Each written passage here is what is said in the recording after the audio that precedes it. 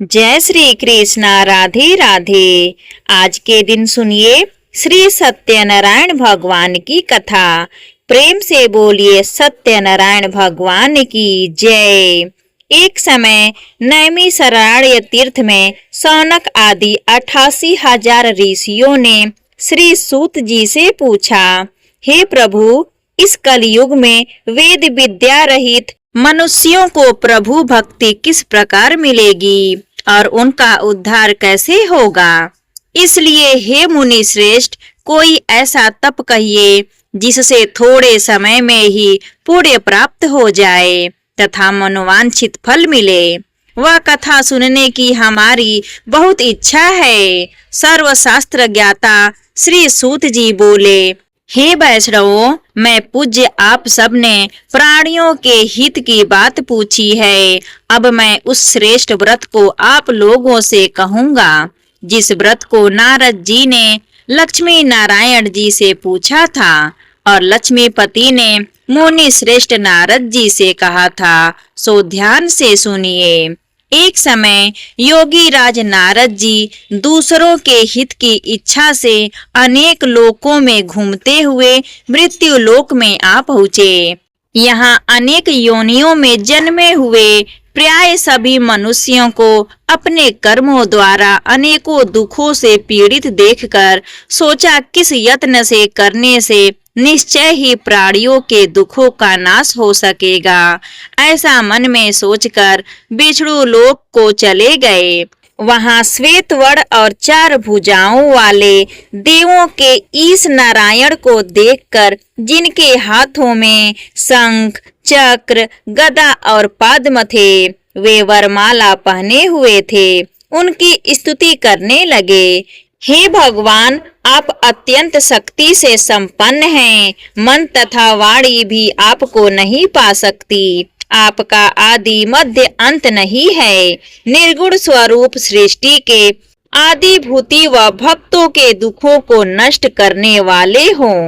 आपको मेरा नमस्कार है। नारद जी से इस प्रकार की स्तुति सुनकर विष्णु भगवान बोले, हे मुनि श्रेष्ठ, आपके मन में क्या है? आपका किस काम के लिए आगमन हुआ है? निसंकोच होकर कहिए। तब नारद मुनि बोले, मृत्यु लोक में सब मनुष्य जो अनेक योनियों में पैदा हुए हैं, अपने अपने कर्मों के द्वारा अनेक प्रकार के दुखों से दुखी हो रहे हैं। हे नाथ, मुझ पर दया रखते हो तो बताइए कि उन मनुष्यों के सब दुख थोड़े से ही प्रयत्न से कैसे दूर हो सकते हैं। हे नारद, मनुष्यों की भलाई के लिए तुमने बहुत अच्छी बात पूछी है। जिस काम के करने से मनुष्य मोह से छूट जाता है, वह मैं कहता हूँ, सुनो। बहुत पुण्य देने वाला स्वर्ग तथा मृत्यु लोक दोनों में दुर्लभ एक उत्तम व्रत है। आज मैं प्रेमवश होकर तुमसे कहता हूँ, सत्यनारायण का यह व्रत अच्छी तरह विधि पूर्वक करने से मनुष्य आयु पर्यंत यहाँ सुख भोग कर मरने पर मोक्ष को प्राप्त होता है। श्री भगवान के वचन सुनकर नारद मुनि बोले कि उस व्रत का फल क्या है? उस व्रत का विधान क्या है और किसने यह व्रत किया है और किस दिन यह व्रत करना चाहिए? विस्तार से कहिए। भगवान श्री विष्णु बोले, दुख शोक आदि को दूर करने वाला, धन धान्य को बढ़ाने वाला, सौभाग्य तथा संतान को देने वाला, यह व्रत सब स्थानों पर विजय करने वाला है। भक्ति और श्रद्धा के साथ किसी भी दिन मनुष्य श्री सत्यनारायण की शाम के समय ब्राह्मणों और बंधुओं के साथ धर्मपरायण होकर पूजा करे। भक्ति भाव से नैवेद्य केले का फल, घी, दूध और गेहूं का चूड़ सवाया ले। गेहूं के अभाव में साठी का चूड़, शक्कर और गुड़ ले और सब भक्षण योग्य पदार्थ जमा करा करके भगवान के अर्पण कर दे तथा बंधुओं सहित ब्राह्मणों को भोजन कराए। इसके पश्चात स्वयं भी भोजन करे। नित्य गीत आदि का आचरण करके भगवान सत्यनारायण का स्मरण करते हुए अपना समय व्यतीत करे। इस तरह व्रत करने पर मनुष्यों की सभी इच्छा निश्चय ही पूरी होती है। विशेषकर कली काल में भूमि पर यही मोक्ष का सरल उपाय है। इसके प्रसंग में सूत जी बोले, हे ऋषियों, जिसने पहले समय में इस व्रत को किया है उसका इतिहास कहता हूँ, ध्यान से सुनो। सुंदर काशीपुरी नगरी में एक अत्यंत निर्धन ब्राह्मण रहता था। वह भूख और प्यास से बेचैन हुआ नित्य पृथ्वी पर घूमता था। ब्राह्मणों से प्रेम करने वाले भगवान ने ब्राह्मणों को दुखी देखकर बूढ़े ब्राह्मण का रूप धर के उसके पास जाकर आदर के साथ पूछा, हे विप्र, नित्य दुखी हुआ पृथ्वी पर क्यों घूमते हो? हे श्रेष्ठ ब्राह्मण, यह सब मुझसे कहो, मैं सुनना चाहता हूँ। ब्राह्मण बोला, मैं निर्धन ब्राह्मण हूँ, भिक्षा के लिए पृथ्वी पर फिरता हूँ। हे भगवान, यदि आप इसका उपाय जानते हो तो कृपया करके कहो। वृद्ध ब्राह्मण बोला कि सत्यनारायण भगवान मनवांछित फल देने वाले हैं, इसलिए हे ब्राह्मण, तू उनका पूजन कर, जिसके करने से मनुष्य सब दुखों से मुक्त होता है। ब्राह्मण को व्रत का सारा विधान बताकर बूढ़े ब्राह्मण का रूप धारण करने वाले सत्यनारायण भगवान अंतर्धर्य हो गए। जिस व्रत को वृद्ध ब्राह्मण ने बताया है, मैं उसको अवश्य करूंगा। यह निश्चय करने पर उसे रात में नींद भी नहीं आई। वह सवेरे उठकर सत्यनारायण के व्रत का निश्चय करके भिक्षा के लिए चला गया। उस दिन उसको भिक्षा में बहुत धन मिला, जिससे बंधु बांधवों के साथ उसने सत्यनारायण जी का व्रत किया। इसके करने से वह ब्राह्मण सब दुखों से छुटकर अनेक प्रकार की संपत्तियों से युक्त हो गया। उस समय से वह ब्राह्मण हर मास व्रत करने लगा। इस तरह सत्यनारायण भगवान के व्रत को जो करेगा वह सब पापों से छुटकर मोक्ष को प्राप्त होगा। आगे जो पृथ्वी पर सत्यनारायण का व्रत करेगा वह मनुष्य सब दुखों से छूट जाएगा। सूत जी ऋषियों से बोले कि इस तरह नारद जी ने नारायण का कहा हुआ यह व्रत मैंने तुमसे कहा। हे विप्रो, मैं अब और क्या कहूँ? तब ऋषि बोले, हे मुनीश्वर, संसार में इस ब्राह्मण से सुनकर किस किस ने इस व्रत को किया, हम वह सब भी सुनना चाहते हैं। इसके लिए हमारे मन में बहुत श्रद्धा है। सूत जी बोले, हे मुनियों, जिस जिसने इस व्रत को किया है वह सब सुनो। एक समय एक ब्राह्मण धन और ऐश्वर्य के अनुसार बंधु बांधवों के साथ व्रत करने को तैयार हुआ। उसी समय एक लकड़ी बेचने वाला बूढ़ा आदमी आया और बाहर लकड़ियों को रखकर ब्राह्मण के मकान में गया।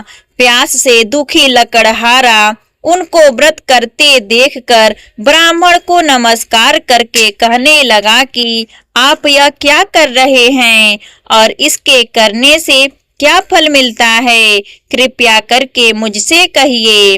ब्राह्मण ने कहा, सब मनोकामनाओं को पूरा करने वाला यह सत्यनारायण भगवान का व्रत है।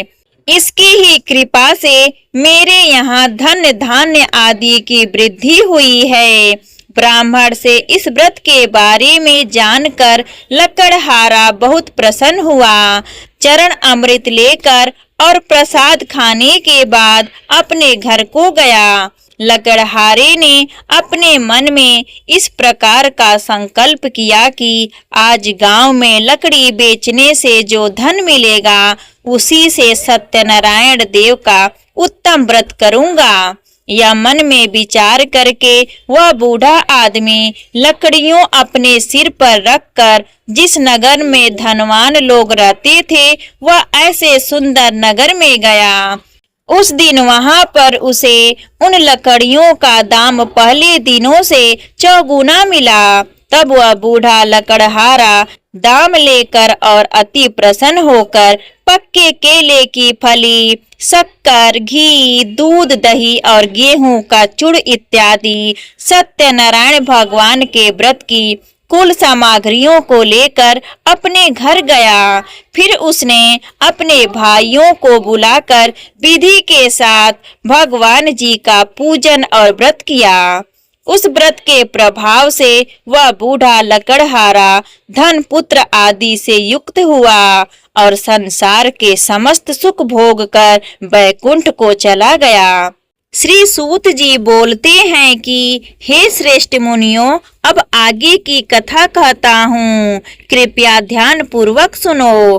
पहले समय में उल्कामुख नाम का एक बुद्धिमान राजा था। वह सत्यवक्ता और जितेंद्रिय था। प्रतिदिन देव स्थानों पर जाता तथा गरीबों को धन देकर उनके कष्ट दूर करता था। उसकी पत्नी कमल के समान मुख वाली और सती साध्वी थी। भद्रशिला नदी के तट पर उन दोनों ने श्री सत्यनारायण भगवान का व्रत किया। उस समय में वहां एक साधु वैश्य आया। उसके पास व्यापार के लिए बहुत साधन था। वह नाव को किनारे पर ठहराकर राजा के पास आ गया और राजा को व्रत करते हुए देखकर विनय के साथ पूछने लगा, हे राजन, भक्ति युक्त चित्त से यह आप क्या कर रहे हैं? मेरी सुनने की इच्छा है, सो आप यह मुझे बताइए। राजा बोला, हे साधु, अपने बधाओं के साथ पुत्र आदि की प्राप्ति के लिए महाशक्तिवान सत्यनारायण भगवान का व्रत व पूजन किया जाता है। राजा के वचन सुनकर साधु आदर से बोला, हे राजन, मुझसे इसका सब विधान कहो, मैं भी आपके कथन अनुसार इस व्रत को करूंगा। मेरे भी कोई संतान नहीं है और इससे निश्चय ही हो जाएगी। राजा से सब विधान सुनकर व्यापार से निवृत्त हो वह आनंद के साथ घर गया। साधु ने अपनी स्त्री से संतान देने वाले उस व्रत का समाचार सुनाया और कहा कि जब मेरे संतान होगी तब मैं इस व्रत को करूंगा। साधु ने ऐसे वचन अपनी स्त्री लीलावती से कहे। एक दिन उसकी स्त्री लीलावती पति के साथ आनंदित होकर सांसारिक धर्म में प्रवृत्ति होकर सत्यनारायण भगवान की कृपा से गर्भवती हो गई तथा 10वें महीने में उसकी एक सुंदर कन्या का जन्म हुआ। दिनों दिन वह इस तरह बढ़ने लगी जैसे शुक्ल पक्ष का चंद्रमा बढ़ता है। कन्या का नाम कलावती रखा गया। तब लीलावती ने मीठे शब्दों में अपने पति से कहा कि जो आपने संकल्प किया था भगवान का व्रत करूंगा, अब आप उसे करिए। साधु बोला, हे प्रिय, इसके विवाह पर करूंगा। इस प्रकार अपनी पत्नी को आश्वासन देकर वह नगर को गया। कलावती प्रीतगृह में वृद्धि को प्राप्त हो गई। साधु ने जब नगर में सखियों के साथ अपनी पुत्री को देखा तो तुरंत दूत को बुलाकर कहा कि पुत्री के वास्ते कोई सुयोग्य वर देखिए। साधु की आज्ञा पाकर दूत कंचन नगर पहुंचा और वहां पर बड़ी खोज और देखभाल कर लड़की के लिए सुयोग्य वाणिक पुत्र को ले आया। उस सुयोग्य लड़की को देखकर साधु ने अपने बंधु बाधाओं सहित प्रसन्नचित्त अपनी पुत्री का विवाह उसके साथ कर दिया।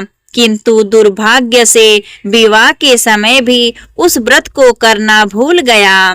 तब श्री भगवान क्रोधित हो गए और श्राप दिया कि तुम्हें दारुण दुख प्राप्त होगा। अपने कार्य में कुशल साधु बनिया जमाता सहित समुद्र स्थित रत्नपुर नगर में गया और वहां दोनों ससुर जमाई चंद्रकेतु राजा के उस नगर में व्यापार करने लगे।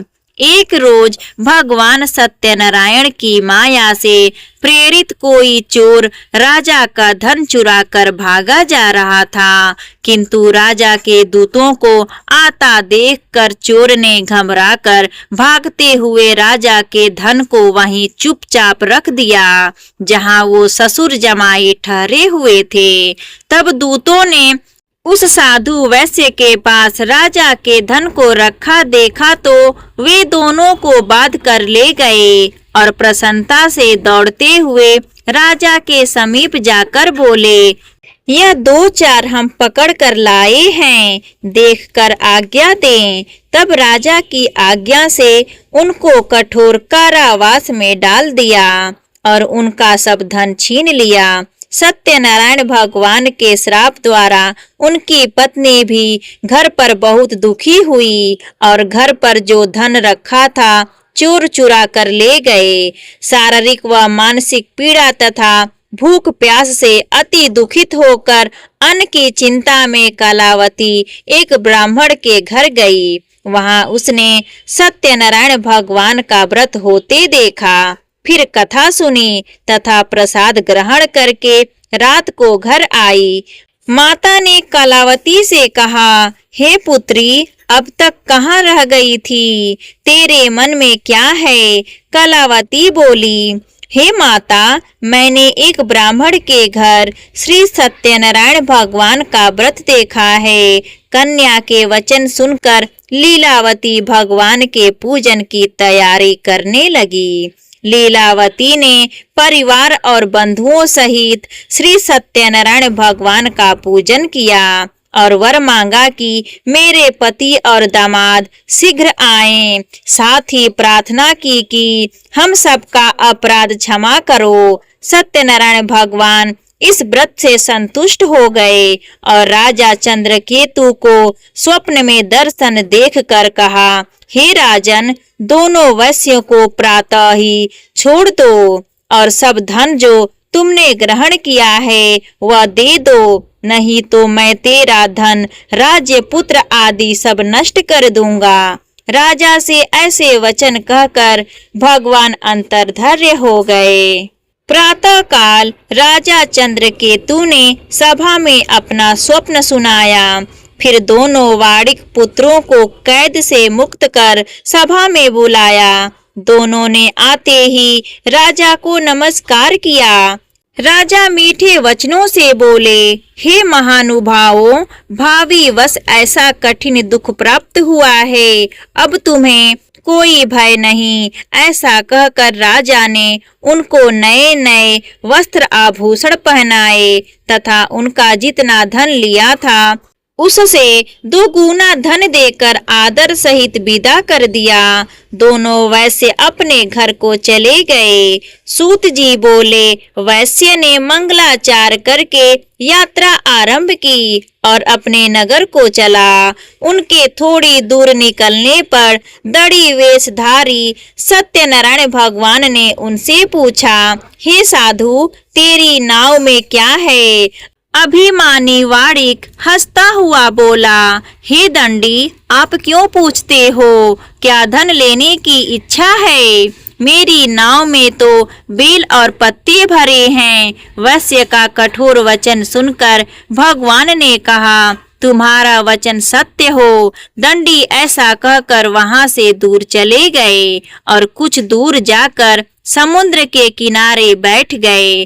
दंडी के जाने पर वैश्य ने नित्य क्रिया करने के बाद नाव को ऊंची उठी देखकर अचंभा किया और नाव में बेल पत्ते आदि देखकर मूर्छित होकर जमीन पर गिर पड़ा। फिर मूर्छा खुलने पर अत्यंत शोक प्रकट करने लगा तब उसका दामाद बोला कि आप शोक ना करें, यह दंडी का श्राप है, अतः उनकी शरण में चलना चाहिए, तभी हमारी मनोकामना पूरी होगी। दामाद के वचन सुनकर वह दंडी के पास पहुंचा और अत्यंत भक्ति भाव से नमस्कार करके बोला, मैंने जो आपसे असत्य वचन कहे थे उनको क्षमा करो। ऐसा कहकर महान शोकातुर होकर रोने लगा। तब दंडी भगवान बोले, हे वाणिक पुत्र, मेरी आज्ञा से बार बार तुम्हें दुख प्राप्त हुआ है तो मेरी पूजा से विमुख हुआ। साधु बोला, हे भगवान, आपकी माया से मोहित ब्रह्मा आदि भी आपके रूप को नहीं जानते, तब मैं अज्ञानी कैसे जान सकता हूँ। आप प्रसन्न होइए, मैं सामर्थ्य के अनुसार आपकी पूजा करूँगा। मेरी रक्षा करो और पहले के समान नौका में धन भर दो। उसके भक्ति युक्त वचन सुनकर भगवान प्रसन्न होकर उसकी इच्छा अनुसार वर देकर अंतर्धर्य हो गए। तब उन्होंने नाव पर आकर देखा कि नाव धन से परिपूर्ण है। फिर भी वह भगवान सत्यनारायण का पूजन कर साथियों सहित अपने नगर को चला। अब अपने नगर के निकट पहुंचा, तब दूत को घर भेजा। दूत ने साधु के घर जाकर उसकी स्त्री को नमस्कार करके कहा कि साधु अपने दामाद सहित इस नगर के समीप आ गए हैं। ऐसा वचन सुनकर साधु की स्त्री ने बड़े हर्ष के साथ सत्यदेव का पूजन कर पुत्री से कहा, मैं अपने पति के दर्शन को जाती हूँ, तू कार्य पूर्ण करके शीघ्र आ जाना। माता के ऐसे वचन सुनकर कलावती प्रसाद छोड़कर पति के पास गई। प्रसाद की अवज्ञा के कारण सत्यदेव ने रुष्ट होकर उसके पति को नाव सहित पानी में डुबो दिया। कलावती अपने पति को न देखकर रोती हुई जमीन पर गिर गई। इस तरह नौका को डूबा हुआ तथा कन्या रोता देखकर साधु दुखी होकर बोला, हे प्रभु, मुझसे या मेरे परिवार से जो भूल हुई है उसे क्षमा करो। उसके दीन वचन सुनकर सत्यदेव प्रसन्न हो गए और आकाशवाणी हुई कि हे साधु, तेरी कन्या मेरे प्रसाद को छोड़कर आई है, इसलिए इसका पति अदृश्य हुआ है। यदि वह घर जाकर प्रसाद खाकर लौटे तो इसे पति अवश्य मिलेगा। ऐसी आकाशवाणी सुनकर कलावती ने घर पहुंचकर प्रसाद खाया, फिर आकर पति के दर्शन किए। तत्पश्चात साधु ने बंधु बधाओं सहित सत्यदेव का विधि पूर्वक पूजन किया। उस दिन से वह पूर्णिमा को सत्यनारायण का पूजन करने लगा। फिर इस लोक का सुख भोग कर अंत में स्वर्ग को प्राप्त हो गया। सूत जी बोले, हे ऋषियों, मैं और भी कथा कहता हूँ, सुनो। प्रजा पालन में लीन तुंगध्वज नाम का राजा था। उसने भी भगवान का प्रसाद त्याग कर बहुत दुख पाया। एक समय वन में जाकर वन्य पशुओं को मारकर वहां से जा रहा होता है, तभी उसने ग्वालों को भक्ति भाव से बाधाओं सहित सत्यनारायण जी का पूजन करते देखा।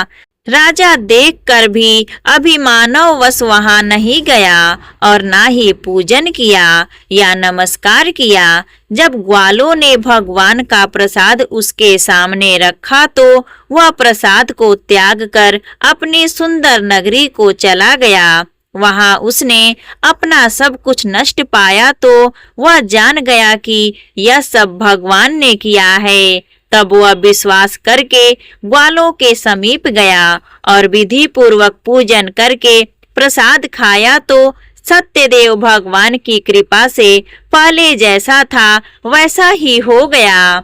फिर दीर्घ काल तक सुख भोग कर मरने पर स्वर्ग लोक को प्राप्त हो गया। जो मनुष्य इस परम दुर्लभ व्रत को करेगा, भगवान सत्यनारायण की कृपा से उसे धन धान्य की प्राप्ति होगी। निर्धन धनी और बंधी बंधन से मुक्त होकर निर्भय हो जाता है। संतानहीनों को संतान प्राप्त होती है तथा सब मनोरथ पूर्ण होकर अंत में वैकुंठ धाम को जाता है। यह सत्य है। श्री सूत जी कहते हैं कि ब्राह्मणों, आपको मैंने सत्यनारायण व्रत की यह पावन कथा सुनाई है। इस व्रत का पालन करके मनुष्य सभी दुखों से मुक्त हो जाता है।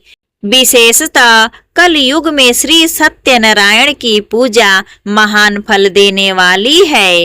इन देवता को कोई सत्यनारायण कहते हैं और कोई सत्यदेव कहते हैं। अनेक रूपों में श्री सत्यनारायण भगवान सभी के मनोरथ को पूर्ण करते हैं।